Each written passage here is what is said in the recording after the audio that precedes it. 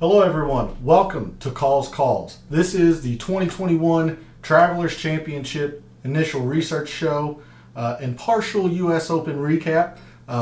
As if you've been a follower of the channel, you'll realize that I'm starting a little later than normal.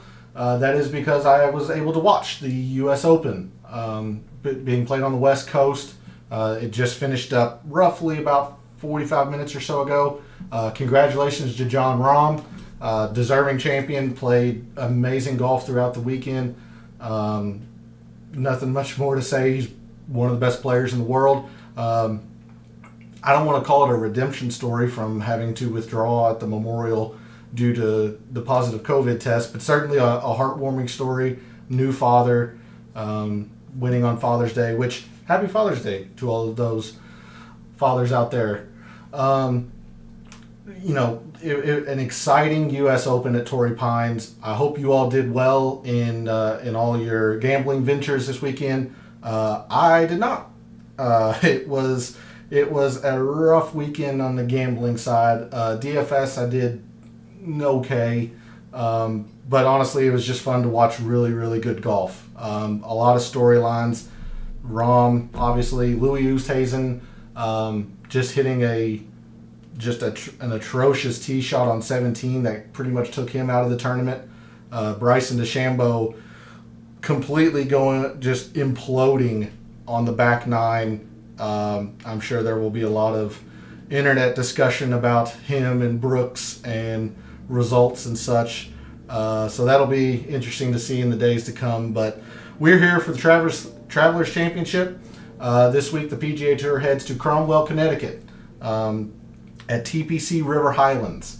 As always, stats are provided by Fantasy National. I'm a little still excited from the U.S. Open. It was an incredible watch. But FantasyNational.com, a great resource, what I use in all of my betting and DFS stats and information. Highly recommend you go check them out. It has everything you need to bet PGA and Korn Ferry and Euro golf. All of your golf needs for betting at FantasyNational.com. We've got the Gatorade. Where's it at? There it is. We've got the Gatorade. Let's start breaking down TPC River Highlands and getting prepared for the Travelers Championship. And the first thing that I'll bring up here is FantasyNational.com. And I wanted to just kind of get an initial feel for who all is in the field this week, the tournament. And I am quite surprised, being the week after a major, that the field is pretty loaded. There's a lot of big names here at the Travelers at TPC River Highlands. A reminder, I will have the chat up and open. I realize that some of you had tried to reach out last week.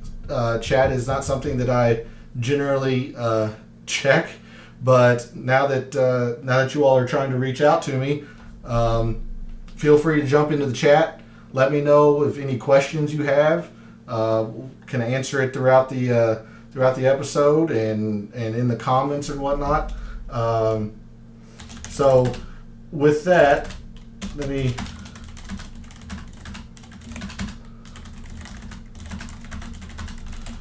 So, looking at this field, and do realize that these strokes gained stats don't include, I believe, today's round, the last round of the U.S. Open. I don't believe. I'm fairly confident they include Saturday's round, but I'm not 100% sure on that either. But again, I just wanted to kind of get a feel for who's in the field, who's participating this week, and of course, being Sunday evening, there could be withdrawals and alternate qualifiers and such. But when you take a look, and again, this is just the base page of Fantasy National. I have not done a data model. I have not filtered on anything. Just trying to get a look and see who is in the field. So Bryson DeChambeau, coming off an atrocious back nine. He was actually in the lead at one point in the U.S. Open and then just cratered. DeChambeau Abraham Answer, Charlie Hoffman, Patrick Cantlay, Dustin Johnson, Patrick Reed, Tony Finau, Daniel Berger, Cameron Smith, Scotty Scheffler, Max Homa, Brooks Koepka's here, Joaquin Niemann, Paul Casey. It's a big, pretty solid field considering it's the week after a major. Matthew Wolff, who didn't have the best Sundays at the U.S. Open, but for 3 rounds, having not been seen on the PGA Tour for 2 months, had an amazing tournament, all things considered. Sam Burns, Stuart Sink, previous winners this year. You have Garrick Higo, who's been making waves in the European Tour, comes over and wins the Palmetto 2 weeks ago. He's here. Adam Scott, Jason Day, Bubba Watson. So I am fairly surprised at how deep and quality field this is for the Travelers. And we'll take a look at the tournament history here in a little bit to see what kind of field generally participates in the Travelers. But being the week after a major, I would figure some guys might want to take off or rest up because the Open Championship, also known as the British Open, is a month away, and I wouldn't think that this would be one of the events that guys would target to prepare for the Open, but I'm being proven wrong. So let's start off the initial research show by taking a breakdown of the course. And like I said, this is TPC River Highlands. It's a par 70 that plays under 7,000 yards. Very, very short course by PGA Tour standards. With being a par 70, you've got 2 par 5s, 4 par 3s. And it plays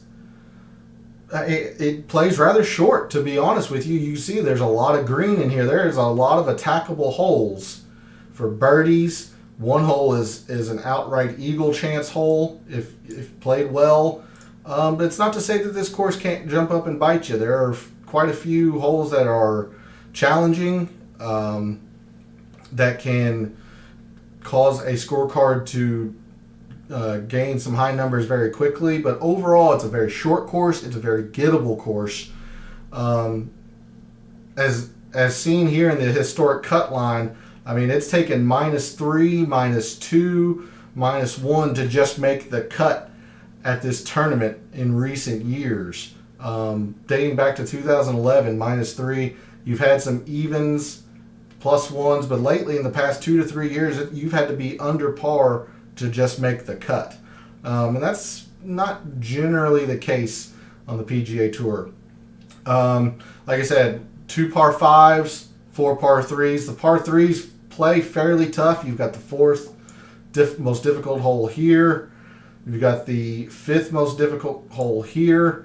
So the par 3s are by no means easy here at TPC River Highlands. You've got a fairly easy short par 3 here that plays just at par. And then the other par 3 is a pretty long par 3 at 204. The par 5s are absolutely must birdie holes. If you're parring the par 5s here at TPC River Highlands, you are giving away shots to the field. You got the 17th or second easiest hole and the easiest hole on the course on the par 5s. One plays to 0.3 of a stroke under par. The other one is basically a quarter of a stroke under par. Birdies are a must if you're going to compete at TPC River Highlands. And then you kind of hold on for dear life as the roughest part of the course is the ending on 16, 17, and 18. Excuse me. When you break down the strokes gained by your average finishers, approach is somewhat important. Definitely not off the tee. Definitely not around the green. Putting is, again, I stressed this with Torrey Pines and how important putting would be, and that came to fruition for Jon Rahm on 17 and 18, making those 2 very, very clutch birdie putts. Putting is I felt was going to be very important at Torrey Pines, it is an absolute necessity here at TPC River Highlands. I have not seen a split between putting and approach. Generally, these two are the most important anyway. I have not seen a split this in favor of strokes gained putting in a long time. You must be able to putt on these greens at TPC River Highlands, which are bent grass with a bit of POA overseeded. So we're going to want to look at, again, a little bit of POA, but mainly bent grass greens and the putters who do well on that. Off the tee is not really all that important here at TPC River Highlands. It's a club down course. It's a Pete Dye course, and there are two very good courses that we'll take a look at tonight and much more throughout the week in the data heavy episodes that really can help you and help us really dig into the numbers on who plays well at these types of courses. One is Harbor Town, the RBC Heritage down in Hilton Head, and the other is actually Sawgrass, the Players Championship course. Although the Players is quite a bit longer than this, it's the Players Championship TPC Sawgrass is still a Pete Dye design, so there's a lot of similarities between there and TPC River Highlands where we are this week. But we'll get into that later in the week and later in this episode. The average strokes gained by hole, as I spoke about a little bit ago, you have to take advantage of the par 5s here at TPC River Highlands. You just have to.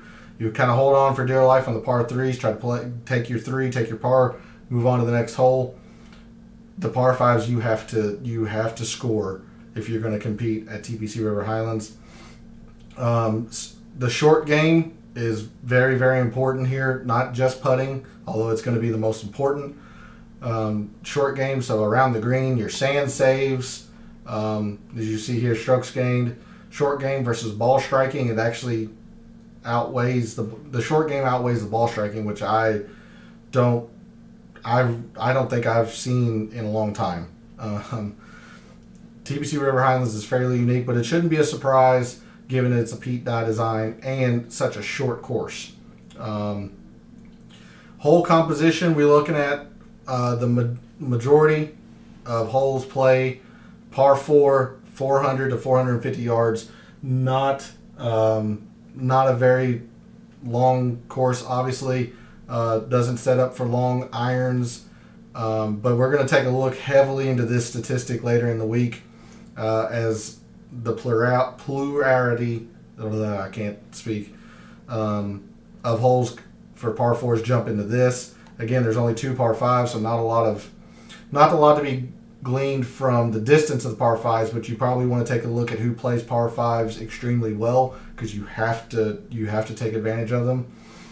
As we look at the approach shot distribution, if you remember from last week, Torrey Pines was way up here and way up here on your 170 on your amount percentage of shots coming from 175 and 200, and that played out this week.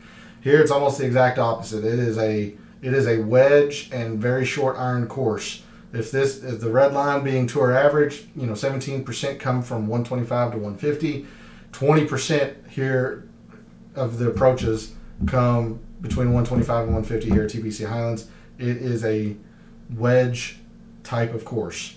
And then, this is a 4% difference from 150 to 175. So those are the two areas I'm going to focus on this week and see who's dialed in with these sets of clubs for them. And we'll figure out who plays those types of holes very well. We talked about the cut line earlier. You're going to have to go low.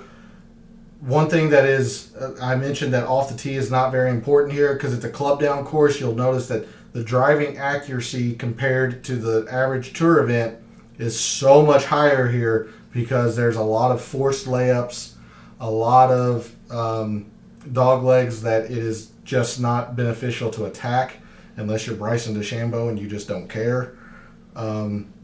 So you're going to want to look at players who off the tee is not a big factor here at TPC River Highlands.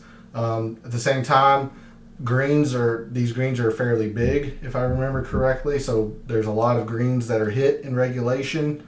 So if a lot of guys are finding the fairway and finding the green in regulation, then the things that are going to separate them are their short game if they do miss, and putting. And that's why putting is so important and so key here at TPC River Highlands this week, and every time they come here to this course. You'll notice that 3 putts aren't as common than they are on the average tour event, as opposed to this past weekend at Torrey Pines, where that was much higher. These greens being bent, more golfers are probably more familiar with it, and it's just not as tough and slopey of a course and undulation in the greens as there was at Torrey Pines. And again, just to reiterate the club down nature of the course, the average distance off the tee, driving distance here versus here at TPC River Highlands. This is a fairway and green course, so therefore you're going to need to putt to differentiate yourself. The 2 graphs that I wish I could show you here at the bottom, software just isn't helping me here. Average green and regulation proximity. The average tour event is 28 and almost 29 feet. Here at TPC River Highlands, it's about 27.5 feet. So it doesn't sound like much, but on average, 1.5 feet closer to the hole. That means players are generally getting it closer. So those who will make those putts will see themselves rise to the top of the leaderboard. Putting distribution is actually fairly in line with the tour averages for birdies. Perhaps more birdies coming from 10 to 15 feet than the tour average, but other than that, it's a pretty even distribution there. So there's a quick overview look of TPC River Highlands. I have brought up the Pro Visualizer satellite view. We can take a quick look at that. But if you want, like I do, I like seeing just at a high level view of who's in the field. So you have been on Abraham Answer, Daniel Berger, who had a really good U.S. Open, I believe tied for 7th. Keegan Bradley's been playing good. Sam Burns, we mentioned, as a former winner on the tour this year. Patrick Cantlay, Paul Casey, Stuart Sink, Jason Day, Bryson DeChambeau coming off the hideous 9 holes that he had at Torrey. Harris English had a very good U.S. Open. Tony Finau, a lot of people liked him at Torrey Pines. He didn't make the cut. He was bad. Ricky Fowler, Emiliano Grillo's been a data darling, I'll call him, for a while. Brian Harman, this is kind of course that suits Brian Harman. He had a very good U.S. Open, but this is the kind of course that Brian Harman will, I think, do well. And he's my early lean for to take a look at in betting and DFS. When Brian Harman can get wedges in his hands, he's going to find himself at the top of the leaderboard. He's not long off the tee at all. He's not good with long irons. Fortunately, TPC River Highlands requires neither of those. So you get short irons and get him around the green and putting. Brian Harman's someone to look at this week. Russell Henley, coming off in a fantastic U.S. Open, had a rough Sunday, but a lot of people had a rough Sunday. He missed a putt on the 18th, his 72nd hole, or he'd have been in the top 7, tied for 7th. Instead, that putt cost him all the way down to, I believe, tied for 15th or 16th. Gary Kigo, we've talked about. Max Homa, another people, including myself, were really high on Max Homa at Torrey Pines. He shit the bed. Just did not play well. Mackenzie Hughes, fantastic U.S. Open. He's here. DJ's here. Zach Johnson's here. Brooks is here. Brooks' younger brother is here. KH Lee, winner this year on the tour. This is a very, very quality field.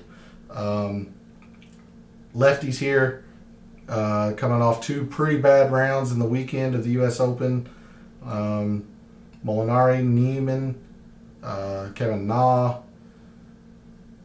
So Chez Reavie is another player I'm kind of taking a look at when length doesn't matter and long irons aren't as important. Chez Reavie is somebody I'm kind of keen on taking a look at this week. Patrick Reed, Justin Rose, who you didn't see for a good reason at the U.S. Open. He, I think, finished second or third to last of the players that finished the turn or finished their two rounds. And I mentioned it this past week. I don't know where his game is. I don't know if he knows where his game is. He has been struggling. It has been atrocious to say the least. Scotty Scheffler, another fantastic major, U.S. Open, coming in the top 7, I think. I think he was tied for 7th. Snedeker, Cam Smith, you saw up there. Justin Thomas is not here, so that's one big name I've noticed that's not here. Bubba's here. Matthew Wolff, Aaron Wise. So then you see some of the alternates. Rafa played really, really well the first 2 days of the U.S. Open. I didn't see what he did over the weekend, but I know he wasn't much of a factor on the leaderboard come Sunday, so I guess he must have had a pretty bad Saturday and Sunday. But he was up there close to the lead on Friday. So, again, this is kind of rehashing the Fantasy National stuff that we took a look at the beginning. I just kind of like to go from here without the numbers, just kind of get a feel, get a sense of who's here. So we've taken a look at this, and we can break this down a little bit here in a moment. We've taken an overview look of TPC River Highlands. So let's get into some detail here about the course in general. Again, it's a par 70. Plays to 6,852 yards, according to Pro Visualizer, in Cromwell, Connecticut. Let's take just a quick gander. But this not being a major like the U.S. Open was last week, I don't want to get too much into it. Looks like you have a 140 approach here. Hole 1 doesn't look like a lot of trouble. Hole 2. Again, this can be drivable depending on how they set the course up. You've got a couple of trees that protect the green. Most people will, again, club down and find the fairway, generally to the right side, and play to the green. Although they could set it up to try to be a drivable par 4. There's definitely a drivable par 4 on the back 9, but again, not a lot of trouble. Fairways are being fairly easy to hit. Another par 4 to start, another approach of about 140 yards in, not a lot of trouble. 4th, big dogleg right. This is one of the tougher holes on the course. It's longer, requires about a 190 to 170 yard approach shot depending on how far you take on the bunkers and how far on the fairway you are. Again, not a lot of trouble. Hole 5, par 3. This is a long par 3. I don't remember this one. I would imagine that's either downhill or probably down. I don't know about wind. We can take a look at that here in a bit. But 230 yard par 3. Pretty long par 3. I believe it's one of the toughest holes on the course. This is hole 5, correct? Yeah. So it's fourth most difficult hole in the course, playing so long. Actually, the 4th, the previous, was the tough. Yeah, okay, that makes sense. Being a 484 yard par 4, that's a tough hole. That's number 1 difficulty on the course. And then we looked at the 4th hardest, that par 3. Here's par 5. Not a lot of fanciness here. Not a lot of trouble as long as you can avoid these fairway bunkers, which it seems like most approach shots will, or if you're going to the green. Not a lot of water on this course so far. There's been no water on this course, in fact. So Fairly easy par 5. I believe this is the easiest one on the course. Yep. Easiest hole on the course at 576. You got to take advantage. You got to take advantage of this hole. The 7th, straightaway par 4. About 150, 55 yard approach shot. You'll see that's a common theme among approach shots here. Par 3, 8th, water in the front. So again, just if there's a front pin placement, it could get tricky, but nothing too fancy here, and it actually doesn't play too terribly difficult at 204 yards. 7th most difficult, so it's mediocre difficulty in regards to the rest of the course. 9th, big sweeping dogleg right, 130 yards. If you lay up at the 270, you could try to attack, but it looks like it gets narrow. Lay it up, 130 yard wedge in, nothing fancy there. Hole 10, long straightaway par 4, a little difficult because of the length, but again, nothing too fancy. It looks like bunkers are the only protection that are being provided to these greens, minus the one par 3 with the water. Hole 12, again, even with just a 285 yard drive, you're still only left with 126 in. Wedges are going to be a factor here. A little bit of water here on the left of this par 5, the other par 5. So as long as you don't go into the water right off the drive, it sets up for a fairly approachable, easy, reachable par 5. Or for those that don't want to attack the water, lay up to a nice wedge number. Again, 17th, or the second easiest, 17th most difficult hole in the course. You got to take advantage. This has to be a birdie hole, and I believe it's the highest eagle rate hole on the course of the par 5s at least. Short par 4, 130 yard, 140 yard approach. Hole 5, a little bit of water that really won't come into play off the tee. There is some here on the left. This is the drivable par 4. It's about 200 or 330 something yards. I believe Fantasy National has it. This is hole 14. It says 408. Hole 15. Excuse me. Yeah. Sorry. 277 yards is what it has on Fantasy National. Visualizer has it a little over 295. Again, drivable par 4, risk reward, don't go left. You got some eagle opportunities here for accurate drivers. 16, this is where you get into the roughest part of the course. If you remember 16, 17, 18, the toughest 3-hole stretch on the course. Par 3 over water. Not much there. 17, further you drive it, more water comes into play. Just keep it left and your approach no matter what's going over water. And then 18, straightaway par 4, leaves you about 150 to 130 approach.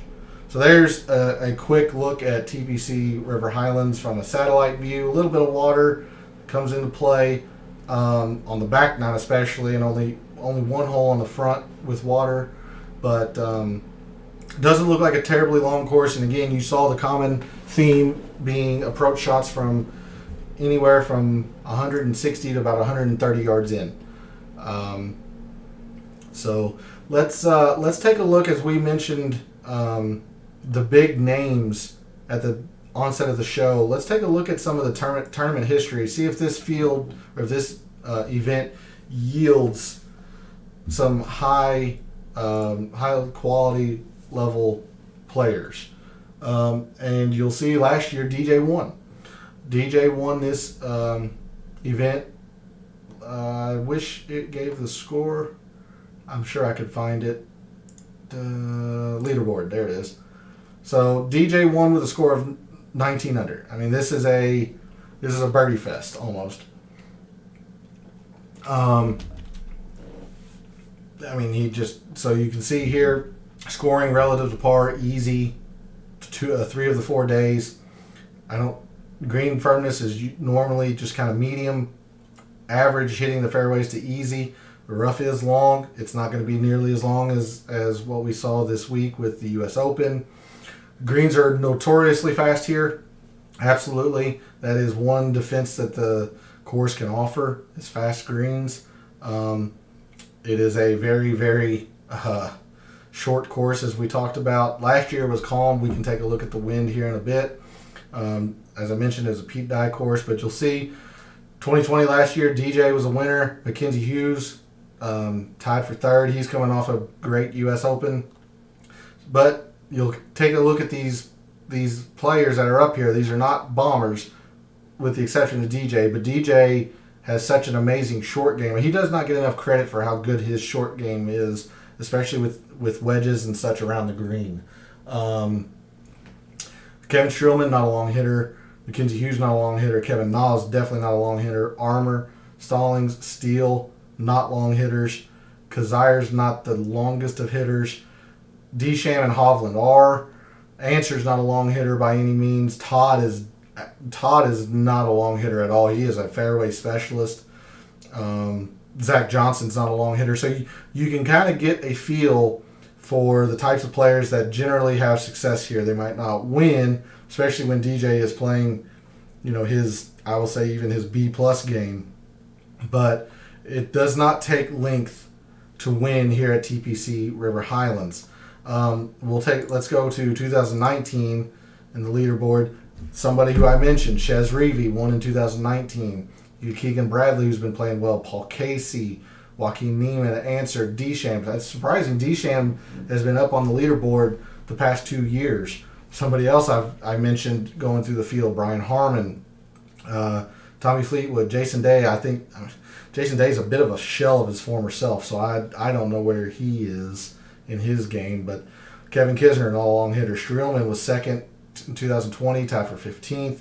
2019, Cantley's not a longest of hitters. Steele again, not a long hitter. So yeah, you can see there's a common theme of players who are successful here at TPC River Highlands. Again, every year, green speed has been fast. Hitting the fairways has been easy to average. This year, the greens were firm. We'll take a look at 2019 real quick. Yeah, fast. And the greens were actually soft, and they firmed up throughout the week and weekend. That's why I don't take too much stock into this stat. I mean, it's nice to see, nice to have. I don't generally look at that too much. Fairways were easy. Greens have always been fast. 2000, where were we at? 18. So Bubba Watson won here. Paul Casey, Stuart Sink. This is before Stuart Sink, I don't want to say reinvented himself, but gained more length off the tee. Kevin Tway, Russell Henley's been a good iron player. So these are guys. I mean, there's Bryson again. So he's played this the past 3 years and has had really good success. So has Patrick Cantlay. He's had 3 straight years of solid success here at TPC River Highlands. So again, it's just it's not to say that someone like Bryson DeChambeau can't win this. He absolutely can. DJ won this last year. But the general idea are players who hit fairways most of the time, are good with their wedges, and can putt. And DeChambeau is not a great putter by any means. We can take a look at some previous results here. There's Abraham Answer. Let's see who. Strokes gained total. Whoa, Martin Trainer, -20 the past 2 years. Might be somebody you want to avoid. Over the past, looks like 5 years, it's Paul Casey who's gained the most strokes gained at this course. With the exception of a tie for 32 last year, previous years tied for 5th, tied for 2nd, tied for 5th, tied for 17th. It's a pretty good record. Bryson, the past 3 years, all top 10s.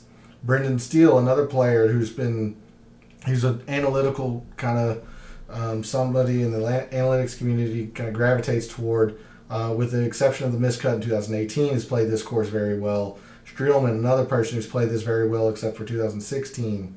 Patrick Reed's played well. Chez Reavie won 1 year. Pretty medium results the other time. So be interesting to see how he's playing here recently. Charlie Hoffman, who's on fire this year, he's had some success. Patrick Cantlay's only played it 3 years, but he's had nothing worse than tie for 15th. I imagine he's going to be extremely pricey in DraftKings, and I imagine his odds are going to be very, very low when they come out.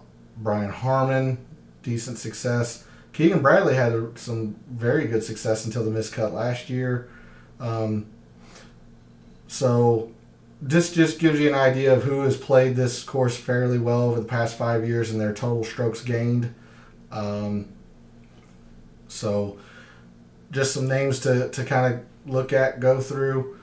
Let's take a look, and I wish I had brought this up a little bit earlier. Sorry, I was watching the U.S. Open. Let's look at Cromwell, see if that comes up. Cromwell, nope. So give me un momento. Let's go. Well, you can see what I've been looking at for Rivers Highlands. It is Wind Finder. Let's just do forecast. Does that come up? Yeah. Find a spot or weather station. Let's look at Cromwell. Let's look at Cromwell Hail Passage, and we'll figure out how close that is here in a second. Just taking a quick look here. Oh my goodness. Look at this. Thursday, 6 miles an hour of wind. Friday, a little gusty in the evening to night. It is projected to be hot there this weekend. 95. Saturday, it looks like it could get breezy again. This is on a Sunday evening, so I won't take too much stock into this. We'll have to keep track of it throughout the week. But it looks like it's going to be fairly hot, even in Connecticut.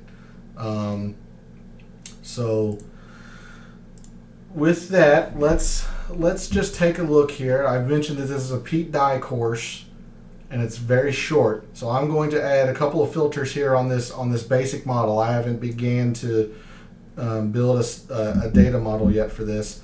But another great thing about Fantasy National, you have so many parameters that you can add to your data model that you don't have to listen to an idiot like me who loses money. You can make your own statistical models, find out who's going to win, and then you can tell me and help me out. Which, by the way, smash that like button, subscribe to the channel. Support is always appreciated very, very much. Let's add this Pete Dye filter here. And then so this is just who plays of the last 50 rounds, and anyone who's watched me knows that I like to narrow that down into the last 36 rounds, but just on a base level, the last 50 rounds, who has played well on Pete Dye designed courses. And you've got DJ, Jason Day, Paul Casey, Patrick Cantlay, DeChambeau, Justin Rose, who we have no idea where his game is, Adam Scott, Siwoo Kim. Siwoo Kim's a notorious Pete Dye, I don't want to say specialist, but he plays very, very well on Pete Dye courses. Abraham Answer, Brooks Koepka, Reed, Harmon, Streelman, Bradley. Those are your top 15 or so Griot. But a great thing is to take a look when you add this Pete Dye Architect filter, you can see what courses in the Fantasy National database fall under Pete Dye. And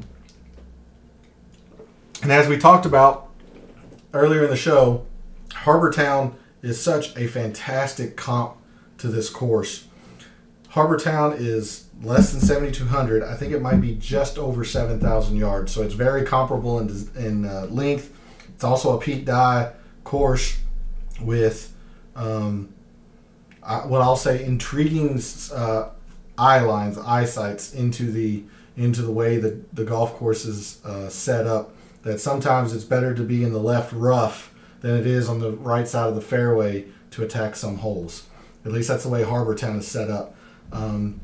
I'm not sure if TPC River Highlands is the same, but it's a very, very similar layout as far as distance and using water to increase the difficulty of the course. So you've got Harbor Town, the stadium course at TPC Sawgrass, you got TPC Louisiana, there's River Highlands, and Whistling Straits. So that is a very good thing to look at when judging this field, is to see who does well on Pete Dye. So let's take Pete Dye off, or at least the filter, and let's see who plays very short courses very well. Courses less than 7,200. This is less than 7,000. But let's see who plays short courses very well. Number one is Daniel Berger, again coming off a tied for 7th at the U.S. Open.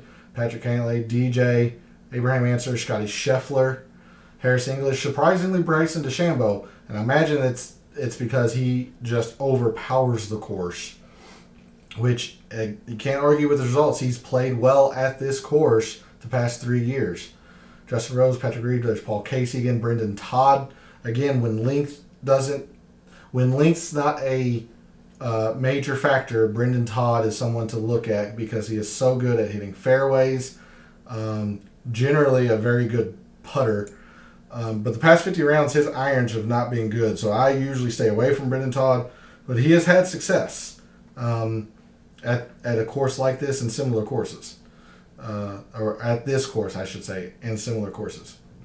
Jason Day, Brooks Koepka. So these are the guys that generally fare well on shorter courses. If we want to take that down even further, and let's look at Pete Dye short courses. So both of those together. It shows Patrick Cantlay is actually the number one in the past 50 rounds with very, very solid stats across the board. DJ, Bryson, Siwoo Kim, Paul Casey, your top 5. We've got Day, Ancer, Watson, Ryan Moore, somebody to maybe look at this week. Ian Poulter, Adam Scott, Keegan, Brooks, Grillo, and Brian Harmon are your top 15. When you put these two filters together, the less than 7,200 and the Pete Dye Architect, you've got Harbor Town, the Stadium Course, and TPC River Highlands, and TPC Sawgrass. And I believe the Stadium Course, is that PGA West? I feel like that might be PGA West. I'm not sure. I'll have to check that throughout the week for you all. But that's a quick look at who plays well on short and Pete Dye courses. The last thing I want to take a look at for the evening, let's take a look at fast. So who puts well on bent? That would be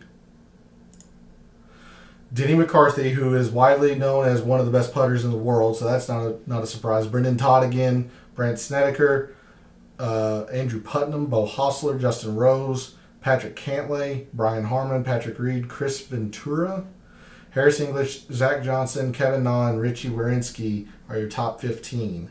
Ian Poulter's close there. DeChambeau's actually comes up pretty good on bent. Supposedly, I don't know. Maybe it's factoring in the POA. I'm not sure. As it says here, those last 50 rounds of bent have not been very good. Interesting. So that's something to take a look at.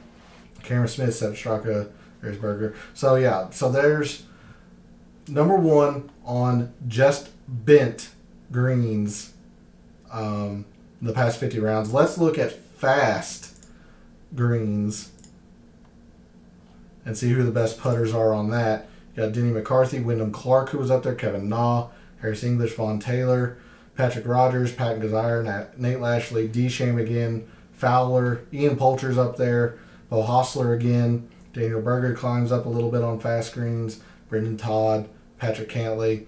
So if those are your good putters on fast greens, let's combine the two. Let's look at fast and bent. And number one, Harris English and Denny McCarthy.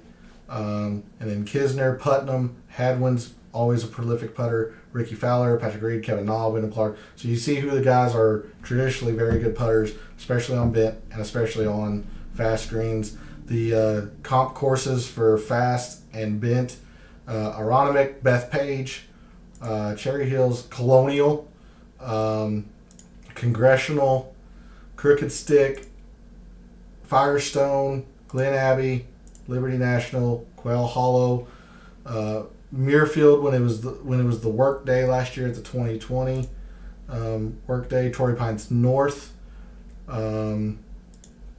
TBC Boston, which is a common site for the part of the FedEx Cup. I think it's either the Dell or the Northern Trust that's at TBC Boston. TBC Deer Run. Oh shoot, what did I do? Let's see. You've got Scottsdale, TBC Twin Cities, where the 3M is. Harding Park, where the 2020 PGA was, where Colin Morikawa won. So that gives you a few ideas of what the comp courses are for fast and bent. So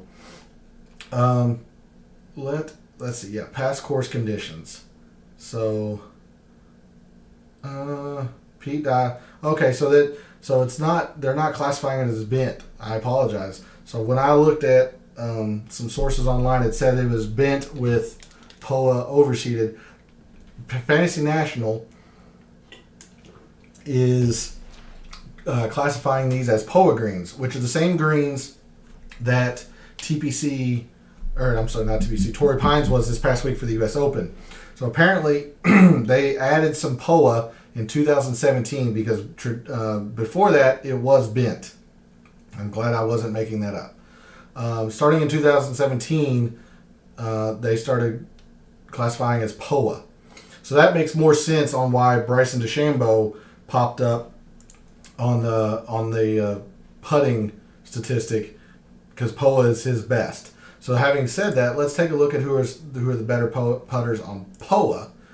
So you got Patrick Rogers, Bryson, Snedeker, Reed, Day, Hadwin. Ted Potter Jr. is a name that doesn't get thrown out there very often.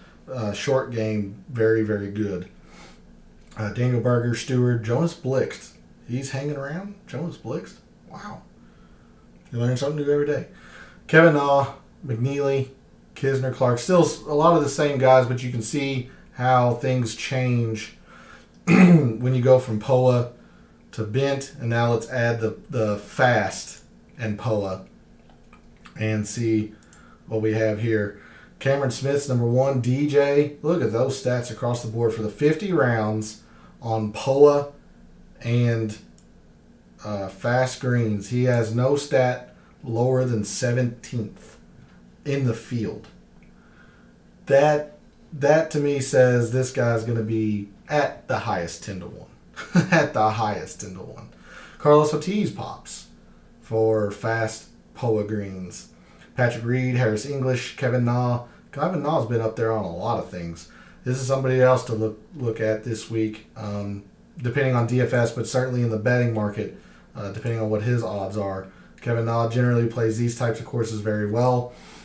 He won the Sony Open this year. Granted, Sony Open's in Hawaii, but it's a shorter course. It's not POA, but I mean shorter course where distance really doesn't matter. Denny McCarthy, Adam Hadwin, Day, Desham, McNeely.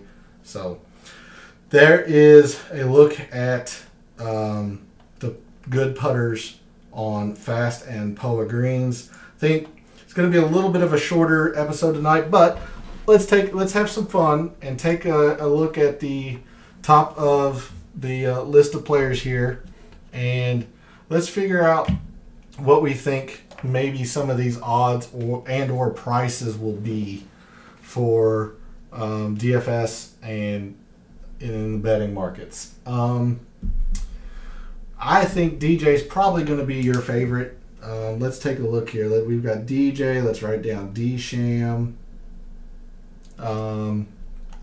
Cantley, Reed.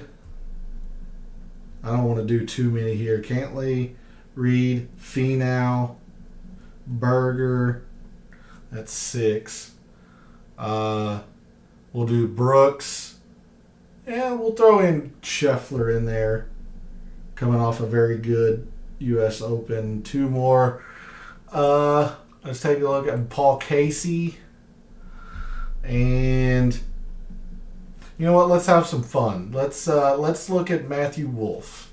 We'll put Wolff in there, having not played not played at all, and then coming out in the U.S. Open and having a very successful tournament. So, of those 10, I think DJ's probably going to be your favorite. I'll say 10-1. I won't be surprised if it's lower than that. DeChambeau, I'd put at 12. Cantley, probably 14. Finau, coming off a rough U.S. Open, but people love to bet Finau. Maybe 16 to 18. I'll say 18, just coming off the rough U.S. Open. Patrick Reed will be 16, maybe. Berger at 22. Brooks will be 12. So, in order here, we've got, I'll say DJ at 10. DeChambeau and Brooks at 12. I'll say Cantlay is at 14. Reed's at 16. I'll say Casey's at 16. It might be too much. He might be 18 to 20. Finau's at 18 because people love to bet Finau. I'll say Scheffler's at 20. Berger is at 22. And lastly, I'll say Wolff's at 25. So there's my guess on roughly the top 10. I'm sure there might be somebody who sneaks in to the top 10, or these odds will be off, but I'm fairly confident DJ is going to be your betting favorite. I'll say 10-1, probably going to be about 9. That would be my guess, because that's what he was at the Palmetto. Or no, he was lower than that at the Palmetto. DeChambeau, Brooks, Cantlay. And then roughly on price points, I would say DJ is going to be above 11,000. I'd say DeChambeau, Brooks, Cantlay, maybe Casey is in your 10K range. Finau, Scheffler, Reed, Berger in your 9s, maybe Wolff. So, yep, a little bit of a shorter episode. I don't want to get too much into it. The data dive will be tomorrow. Make sure you tune in for that. Smash that like button. Subscribe to the channel. And tomorrow we will get into some heavy data and analytics into the 2021 Travelers Championship. Again, let me know how you all did this weekend with the U.S. Open and your betting cards and your DFS. DFS was a mild success for me. The betting was not good for me. Not good. I think I hit a couple of my top 20s. In fact, I haven't had a chance to really look into it, as I basically jumped on here and started recording the show right after the U.S. Open finished. I'll bring up my card from this past week and show you all what hit and what didn't. I clearly did not have the winner. He was a little too low a price for me. Daniel Berger was making a little bit of a run there, and I started to get a little excited, and then he bogeyed, and the win went out of my sails on that.